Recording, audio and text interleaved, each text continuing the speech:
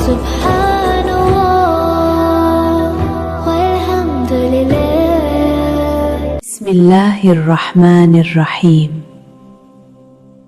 السلام علیکم ورحمۃ اللہ وبرکاتہ۔ دیکھیں جو ہم نے تختی نمبر 5 میں آپ کو تنوین سکھائی ہے اور بتایا ہے کہ گنہ ہم کن حروف پر نہیں کر سکتے، وہ ہے حروف حلقی۔ آج میں آپ کو حروف حلقی ذرا اچھے سے کیسے ہم اسے ادا کریں گے آسان طریقے سے سکھاؤں گی۔ دیکھیں میں آپ کو زبانی بھی سمجھا سکتی ہوں، لیکن آپ کو یہ سب دکھانے کا مقصد یہ ہے کہ آپ لوگوں کو حروف کو صحیح طریقے سے اور آسانی سے ادا کرنے کا پتہ چل جائے۔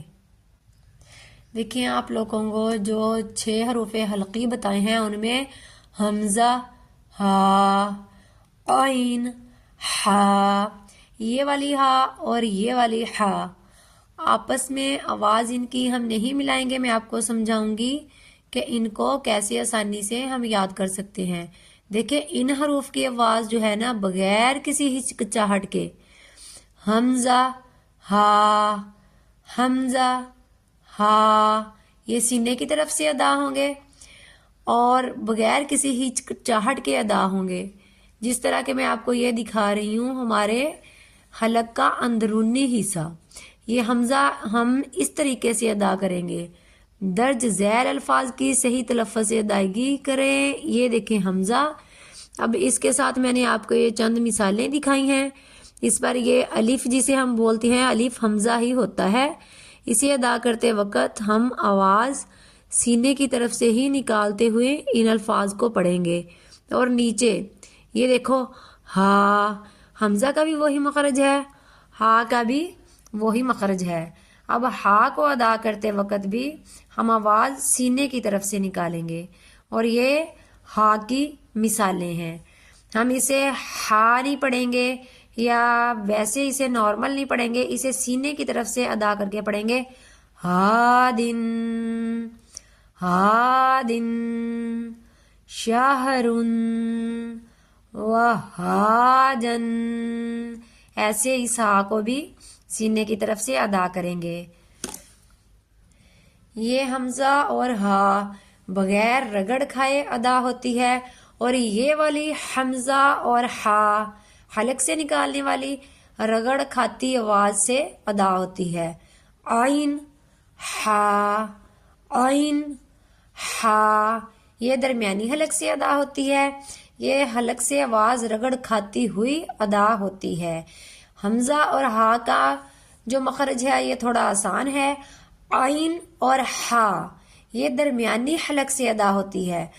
ہا، عین، ہا، عین، یہ درمیانی حلق سے ہم ادا کریں گے تو صحیح سے تلفظ اس کا ادا ہوگا۔ یہ اس کی بھی چند مثالیں ساتھ دی ہوئی ہیں، میرا آپ کو اس لیے دکھا رہی ہوں کہ آپ کو ادا کرنے میں آسانی ہو۔ عملاً، عملاً، عین گلے سے نکالیں گے۔